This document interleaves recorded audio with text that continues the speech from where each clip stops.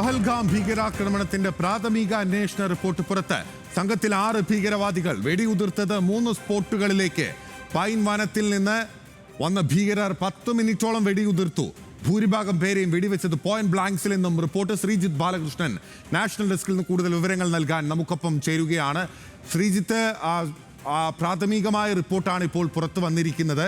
Point ബ്ലാങ്ക്സിൽ തൊട്ടടുത്ത് നിന്ന് വെടിവെച്ച് കൊലപ്പെടുത്തുകയായിരുന്നു ഈ ഭൂരിഭാഗം ആളുകളെയും എന്നുള്ളതാണ് ഈ റിപ്പോർട്ടിൽ പറയുന്നത്. കൂടുതൽ വിവരങ്ങൾ എന്തൊക്കെയാണ് ശ്രീജിത്ത്? ബിനിൽ, തീർച്ചയായും ഇന്നലെ വന്ന ആദ്യ റിപ്പോർട്ടിൻ്റെ തുടർച്ചയെന്നുള്ളതാണ് ഇതിൻ്റെ ഒരു പ്രാഥമിക റിപ്പോർട്ട്. കാരണം ഇന്നലെ ആദ്യഘട്ടത്തിലെ മൊഴിയെടുപ്പ് മാത്രമാണ് ഉണ്ടായിരുന്നത്. കാരണം അതിനുശേഷം അത് ആശുപത്രിയിൽ നിന്നുള്ള മൊഴിയെടുപ്പായിരുന്നു. ഇന്ന് കുറച്ചും കൂടി വിശദമായി, വളരെ വിശദാംശങ്ങൾ അടങ്ങുന്ന ഒരു റിപ്പോർട്ടാണ് ഇന്ന് പുറത്തു വന്നിട്ടുള്ളത്. അതിൽ ഏറ്റവും പ്രധാനപ്പെട്ട സംഗതികളിലൊന്ന്, ഈ ഭീകരവാദികളുടെ ശരീരത്തിൽ ക്യാമറ ഉണ്ടായിരുന്നു. അതായത് ഈ സംഭവത്തിൻ്റെ മുഴുവൻ ദൃശ്യങ്ങളും ചിത്രീകരിക്കാൻ അവർ തയ്യാറായിരുന്നു, അല്ലെങ്കിൽ അങ്ങനെ തയ്യാറെടുത്താണ് അവർ വന്നിട്ടുള്ളത്. ഇതിന് ഏതൊക്കെ രൂപത്തിൽ പ്രചരിക്കാൻ പോകുന്നു എന്നുള്ളത് നമുക്കറിയില്ല. എന്നാൽ പോലും അങ്ങനെ ഒരു സാധാരണ ഇത്തരം ഈ ഭീകരാക്രമണങ്ങളൊന്നും നമ്മൾ കേട്ടിട്ടില്ലാത്ത ഒരു വസ്തുതയാണ്. ഇപ്പോൾ ഭീകരവാദികൾ അല്ലെങ്കിൽ ഈ ആക്രമണം നടത്താൻ വന്ന ആളുകൾ അവരുടെ ശരീരത്തിൽ ക്യാമറ അടക്കം ഘടിപ്പിച്ചാണ് വന്നിട്ടുള്ളത്. അതിനോടൊപ്പം തന്നെ എല്ലാവരെയും, അത് ഇന്നലെയും നമ്മൾക്കറിയാവുന്നതാണ്, ഈ മൊഴികൾ സൈനിക വേഷത്തിലുണ്ടായിരുന്നു. പക്ഷേ ഇന്ന് കേരളത്തിൽ എത്തിയ രാമേന്ദ്രൻ്റെ മകൾ നമ്മളോട് പറഞ്ഞത് സൈനിക വേഷത്തിലല്ല എന്നുള്ളതാണ്. അതിനെക്കൂടി സാധൂകരിക്കുന്നതാണ്. കാരണം ചിലർ മാത്രമാണ് സൈനിക വേഷത്തിൽ എത്തിയിട്ടുള്ളത്, മറ്റുള്ളവർ സൈനിക വേഷത്തിലല്ല എത്തിയിട്ടുള്ളത്. പക്ഷേ തോക്കുമായിട്ടാണ് എത്തുന്നത്. തോക്കുധാരികളായിരുന്നു. ആ പൈൻ ഫോറസ്റ്റിന് ഉള്ളിൽ നിന്നാണ് അവർ പുറത്തേക്ക് വരുന്നത്. അതിനുശേഷം ഏറ്റവും അടുത്ത്, അതായത് ഈ സഞ്ചാരികളുടെ ഏറ്റവും അടുത്തെത്തിയ ശേഷം അവരോട് സംസാരിച്ച ശേഷം, അതും ഇന്നലെ വന്ന മൊഴികളിലൊക്കെ ഉണ്ട്. അതുമാത്രമല്ല, ഈ ചില ആളുകളൊക്കെ നമ്മളോട് പറഞ്ഞിരുന്നു, അവരോട് സംസാരിക്കുകയും കാര്യങ്ങളൊക്കെ ചോദിച്ച് മനസ്സിലാക്കിയ ശേഷമാണ് അവർക്ക് നേരെ വെടിയുതിർക്കുന്നത്. അക്കാര്യം കൂടി ഇപ്പോൾ ഇന്ന് സ്ഥിരീകരിക്കുകയാണ്.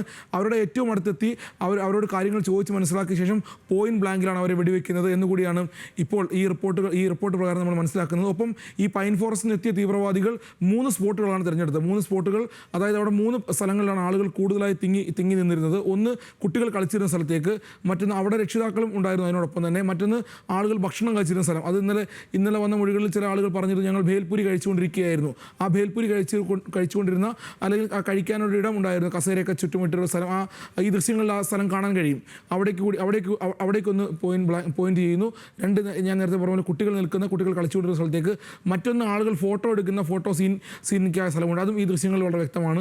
അങ്ങനെ 3 പോയിന്റുകളാണ് അവർ സ്പോട്ട് ഔട്ട് ചെയ്തത്. ആ 3 പോയിന്റുകളിലേക്ക് വെടിവെക്കുന്നു. 1:50 ഒന്നരയോടുകൂടിയെങ്കിലും അവിടെ എത്തിയിട്ടുണ്ടാകും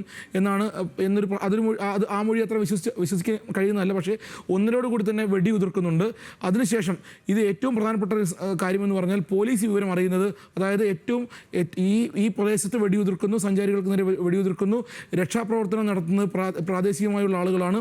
അവർ രക്ഷാപ്രവർത്തനം തുടങ്ങിയ ശേഷവും അരമണിക്കൂർ കഴിഞ്ഞാണ് ഈ വിവരം പോലീസ് അറിയുന്നത് എന്നുകൂടിയുണ്ട് ഈ പ്രാഥമികമായ റിപ്പോർട്ടിൽ. അത് ഏറ്റവും പ്രധാനപ്പെട്ട കാര്യമാണ്. കാരണം കശ്മീർ പോലെ, ജമ്മു കശ്മീർ പോലെ അതീവ സുരക്ഷാ മേഖലയിൽ, അതുമാത്രമല്ല ഏറ്റവും അധികം സഞ്ചാരികൾ എത്തുന്ന ഒരു പ്രദേശത്ത്, സഞ്ചാരികളുടെ തിരക്കുള്ള ഒരു സമയം, അതുമാത്രമല്ല ഇന്ത്യ വളരെ ജാഗ്രതയോടുകൂടി ഈ കശ്മീരിനെയൊക്കെ കാണുന്നൊരു സമയം, ആ സമയത്ത് ഈ വിവരം പോലീസ് അറിയുന്നത് അരമണിക്കൂറിന് ശേഷമാണ് എന്നൊരു കാര്യം കൂടിയാണ് ഈ പ്രാഥമികമായി ഈ റിപ്പോർട്ടിൽ പറയുന്നത്. അതായത് ഏറ്റവും പ്രധാനമായി ഇവർ തോക്ക് ധരിച്ചെത്തുന്നവർ കൊല്ലാനായി, അല്ലെങ്കിൽ സഞ്ചാരികൾക്ക് നേരെ അവരെ വെടിവെച്ച് കൊലപ്പെടുത്താൻ പ്ലാൻ ചെയ്ത് വലിയ ആസൂത്രണത്തോടെ വരുന്ന ആളുകൾ ശരീരത്തിൽ ക്യാമറ ഘടിപ്പിച്ചിരുന്നു. ആ ക്യാമറയുമായി ഇപ്പോൾ രക്ഷപ്പെടുകയും ചെയ്തു. അതും റിപ്പോർട്ടിലുണ്ട്. തിരികെ അവർ മടങ്ങിപ്പോകുന്നത്, അല്ലെങ്കിൽ രക്ഷപ്പെട്ടു പോകുന്നത് ഈ പൈൻ ഫോറസ്റ്റിലേക്ക് തന്നെയാണ്. അതായത് പിന്നീട് സൈന്യം തെരച്ചിൽ നടത്തിക്കൊണ്ടിരിക്കുന്ന പ്രദേശമായ പൈൻ ഫോറസ്റ്റിലേക്ക് തന്നെയാണ് ഇവർ രക്ഷപ്പെട്ടു പോയത് എന്നുകൂടി ഈ റിപ്പോർട്ടിൽ പറയുന്നുണ്ട്. തുടരാം. പ്രധാനപ്പെട്ട വിവരങ്ങളാണ് ശ്രീജിത്ത് പങ്കുവെച്ചുകൊണ്ടിരിക്കുന്നത്. നിരവധി തവണ വെടിയുതിർത്ത് 3 സ്ഥലങ്ങളിൽ നിന്നാണല്ലോ ഇവർ ഈ പൈൻ ഫോറസ്റ്റിൽ നിന്ന് ഉള്ളിലേക്ക് വന്നു എന്ന് പറയപ്പെടുന്നത്. അതിനുശേഷം ഇതിലെ ഏറ്റവും പ്രധാനപ്പെട്ട വിവരങ്ങളിൽ ഒന്ന് പുറത്തു വന്നിരുന്നത്, ഈ മതം നോക്കി ആളുകളെ ആക്രമിച്ചു എന്നുള്ള ഒരു വിവരമായിരുന്നല്ലോ. അതുമായി ബന്ധപ്പെട്ട ഏതെങ്കിലും തരത്തിലുള്ള പരാമർശങ്ങൾ ഈ റിപ്പോർട്ടിൽ ഔദ്യോഗികമായി സ്ഥിരീകരിക്കാനാകുന്നുണ്ടോ? അതാണല്ലോ ഒരു പ്രധാനപ്പെട്ട ഒരു സെൻസിറ്റീവ് ഇഷ്യൂ ആയി നിലനിൽക്കുന്നത്. ഇല്ല, പിന്നെ അത് സെൻസിറ്റീവാക്കി തന്നെ കൊടുക്കാൻ ഒരുപക്ഷെ പ്രാഥമിക റിപ്പോർട്ട് സൈന്യവും CRPF തയ്യാറല്ല. കാരണം ഇത് വളരെ സെൻസിറ്റീവായ ഒരു ഇഷ്യൂ ആണ്. അതുകൊണ്ട് തന്നെ അങ്ങനെ ഒരു പരാമർശം അതിലില്ല. പക്ഷേ പേരുകൾ ചോദിച്ചിരുന്നു. അത് പിന്നെ ആളുകളോട് സംസാരിച്ചിരുന്നു. ആളുകളോട് സംസാരിച്ചിരുന്നു. സംസാരിച്ച ശേഷമാണ്, അതായത് ഈ വെടി ഉതിർക്കുന്ന ആളുകളോടല്ല, അല്ലെങ്കിൽ കൊല്ലപ്പെട്ട ആളുകളോടെല്ലാം സംസാരിച്ചിരുന്നു. ആ സംസാരിച്ച ശേഷമാണ്, വളരെ അടുത്ത് വന്ന് ആളുകളോട് സംസാരിച്ച ശേഷമാണ്, പ്രത്യേകിച്ചും പുരുഷന്മാരോട് സംസാരിച്ച ശേഷമാണ് വെടിയുതിർക്കുന്നത് എന്നൊരു കാര്യം കൂടി ഈ ദൃക്സാക്ഷി മൊഴികളുമായി ബന്ധപ്പെട്ട് പറയുന്നുണ്ട്. അതിൽ പേര് ചോദിച്ച കാര്യമൊന്നും റിപ്പോർട്ടിൽ പരാമർശിക്കുന്നില്ല. കാരണം അത് ഒരുപക്ഷെ അങ്ങനെ ഒരു കാര്യത്തിലേക്ക് ഒരുപക്ഷെ റിപ്പോർട്ട് പോകുന്നില്ല. അത് ഒരുപക്ഷെ ഒരു നല്ല കാര്യമായിട്ട് ഞാൻ വ്യക്തിപരമായിട്ട് കണക്കാക്കുന്നത്. ഉറപ്പായും ശ്രീജിത്ത്, കൃത്യമായ അതൊരു ഔചിത്യത്തോടുള്ള ഒരു തീരുമാനം തന്നെയാണ്. കാരണം എന്താണ് ഭീകരർ ഉദ്ദേശിക്കുന്നത്? ഇന്ത്യയിൽ മത സാമുദായിക സൗഹാർദ്ദ അന്തരീക്ഷത്തെ തകർക്കുക എന്നുള്ളതാണല്ലോ ആത്യന്തികമായി ഈ ഭീകരരുടെ ലക്ഷ്യം. അപ്പോൾ അത്തരം പരാമർശങ്ങൾ ഒഴിവാക്കുന്നു എന്നുള്ളത് വളരെ കൃത്യമായ കാര്യം കൂടിയാണ്. ഇപ്പോൾ ശ്രീജിത്ത് ചൂണ്ടിക്കാട്ടിയതുപോലെ തന്നെ ഈ ചില ആളുകൾ പട്ടാള വേഷത്തിലായിരുന്നു, ചില ആളുകൾ അല്ലാതെയും വന്നിരുന്നു, സിവിൽ ഡ്രസ്സിലാണ് വന്നിരുന്നത്. ഇവരുടെ തലയിൽ ക്യാമറ ഉണ്ടായിരുന്നു, അല്ലെങ്കിൽ ശരീരഭാഗങ്ങളിൽ എവിടെയോ ക്യാമറ ഉണ്ടായിരുന്നു എന്ന് പറയപ്പെടുമ്പോൾ അതിന് പിന്നിൽ ഇവർക്ക് കൃത്യമായ ഒരു സഹായം പുറത്തുനിന്ന് ലഭിച്ചതായി ഉള്ള വിവരങ്ങളാണല്ലോ. കാരണം നമ്മൾ മറ്റ് ഭീകരാക്രമണങ്ങളൊന്നും ഇത്തരം കാര്യങ്ങളൊന്നും കേട്ടിട്ടില്ല. ക്യാമറ ഉണ്ടായി വരിക, അല്ലെങ്കിൽ പൊതുവിൽ ഭീകരവാദികൾ എത്തുന്ന ചാവേറായിട്ടാണ് കൊന്ന് അവരും കൂടി ആത്മഹത്യ ചെയ്യുക എന്ന ലക്ഷ്യത്തോടു കൂടിയാണല്ലോ ഭീകരവാദികൾ എത്തിച്ചേരുന്നത്. ആ ഒരു മനോനിലയിലാണല്ലോ അവരുള്ളത്. പക്ഷേ ഇതെല്ലാം കൃത്യമായി പകർത്തി രക്ഷപ്പെടണം എന്നൊരു പദ്ധതി അവർക്കുണ്ടായിരുന്നു എന്ന് ഇതിനിടയിൽ വായിച്ചെടുക്കാം, അല്ലേ? തീർച്ചയായും. അതാണ് ഞാൻ ആ കാര്യം തന്നെ ആദ്യം പറഞ്ഞത്. ശരീരത്തിൽ ക്യാമറയുമായി ഇങ്ങനെ ഒരു ഭീകരാക്രമണത്തിന് എത്തുന്ന ഒരു സംഘത്തെ ഞാൻ ആദ്യമായി കേൾക്കുകയാണ്. അത് ഒരുപക്ഷെ വിദേശത്ത് അങ്ങനെ സംഭവിച്ചിട്ടുണ്ടോ എന്ന് നമുക്കറിയാൻ കഴിയില്ല. പക്ഷേ സാധാരണഗതിയിൽ വെടിയേറ്റ് കൊല്ലപ്പെടുമ്പോൾ സ്വാഭാവികമായും ഈ ക്യാമറയൊക്കെ സൈന്യം പിടിച്ചെടുക്കും. അപ്പോൾ ഈ ക്യാമറ എവിടെ നിന്നാണ്, ഏത് രാജ്യത്ത് നിന്ന് കൊണ്ടുവന്നതാണ് എന്നൊക്കെ പിടിച്ചെടുക്കാൻ കഴിയും. അത് തെളിവായി മാറുകയും ചെയ്യും. പക്ഷേ അത് തെളിവായി മാറുമെന്ന സംഗതി നിലനിൽക്കുമ്പോൾ തന്നെയാണ് ഇവർ ഈ ശരീരത്തിൽ ക്യാമറയും ഘടിപ്പിച്ച് എത്തിയതെന്നാണ് ഇപ്പോൾ ഈ പ്രാഥമിക റിപ്പോർട്ടിൽ നമ്മൾ മനസ്സിലാക്കുന്നത്. അപ്പോൾ സ്വാഭാവികമായി നമ്മൾ ഇന്നലെ എല്ലാം സംശയിച്ച പോലെ വലിയ ഗൂഢാലോചന, വലിയ ആസൂത്രണം, എവിടെ നിന്നാണോ ഇവർ വന്നത് അവർക്ക് അവിടെ നിന്ന് വലിയ പ്ലാൻ ഉണ്ടായിരുന്നു, വലിയ ഗൂഢാലോചന ഉണ്ടായിരുന്നു.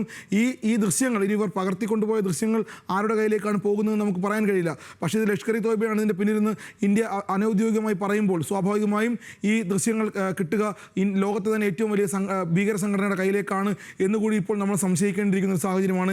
ഈ പ്രാഥമികമായ റിപ്പോർട്ട് പ്രകാരം നമ്മൾ അങ്ങനെ വേണം സംശയിക്കാൻ. ബിനിൽ, ശ്രീജിത്ത്, ഇപ്പോൾ വളരെ പ്രധാനപ്പെട്ട ഇപ്പോൾ റിപ്പോർട്ടിൻ്റെ വിവരങ്ങളാണല്ലോ, ഇന്നലെ വന്ന പ്രാഥമിക റിപ്പോർട്ടിന് അനുബന്ധമായി വന്ന റിപ്പോർട്ടിൻ്റെ വിവരങ്ങളാണല്ലോ ശ്രീജിത്ത് പങ്കുവെച്ചുകൊണ്ടിരിക്കുന്നത്.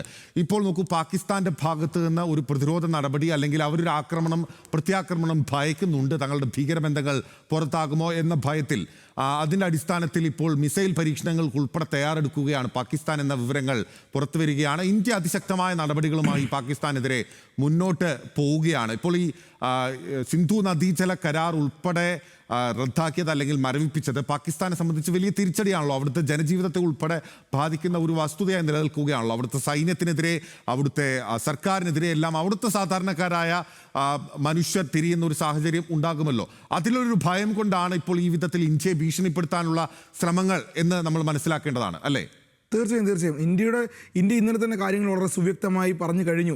കാരണം ഇപ്പോൾ ബിന്നിൽ സൂചിപ്പിച്ച പോലെ ഈ അട്ടാരി ബോർഡർ അടയ്ക്കുന്നതോ നയതന്ത്ര ഉദ്യോഗസ്ഥരെ തിരിച്ചയക്കുന്നതോ എന്നുള്ളതൊക്കെ ഒരു സ്വാഭാവികമായ നയതന്ത്ര ബന്ധം വിച്ഛേദിക്കുന്നതിന് തുല്യമായ കാര്യങ്ങളാണ്. പക്ഷേ ഈ സിന്ധു നദീജല കരാർ റദ്ദാക്കുന്നത് പാകിസ്ഥാനെ വലിയ രൂപത്തിൽ ബാധിക്കും. അവരുടെ സാമ്പത്തിക സ്ഥിതിയെ മാത്രമല്ല, രാജ്യത്തിൻ്റെ കാർഷിക മേഖലയൊക്കെ വളരെ വളരെ രൂക്ഷമായ രീതിയിൽ ബാധിക്കും. കാരണം ഈ സിന്ധു നദീജല കരാർ വളരെ പ്രധാനപ്പെട്ട ചില ദൃശ്യങ്ങൾ നമുക്ക് ലഭിക്കുന്നുണ്ട്.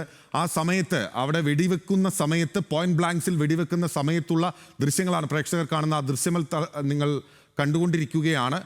വളരെ നടുക്കം രേഖപ്പെടുത്താവുന്ന ഒരു ദൃശ്യങ്ങളാണ് ഇപ്പോൾ പുറത്തു വരുന്നത്.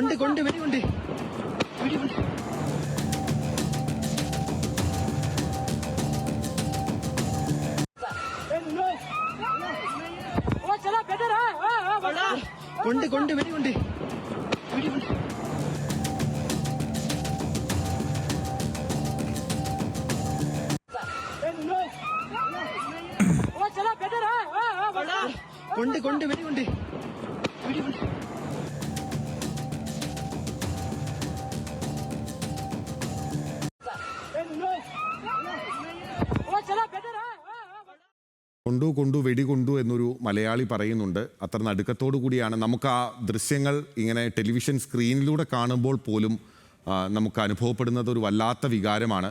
മനുഷ്യരെന്ന നിലയിൽ മരവിച്ചു പോകുന്ന സിനിമകളിൽ പോലും നമ്മൾ കാണാത്ത വിധത്തിലുള്ള ക്രൂരമായ ഒരു രംഗമാണ്. ഭീകരവാദത്തിൻ്റെ വേരുകൾ ഒരു മനുഷ്യനിൽ എത്രത്തോളം മനുഷ്യനെ മനുഷ്യനല്ലാതാക്കി മാറ്റും എന്നതിൻ്റെ ഉദാഹരണമാണ് ഈ ദൃശ്യങ്ങൾ. ഓരോ ഇന്ത്യക്കാരനും കാണേണ്ടതാണ്.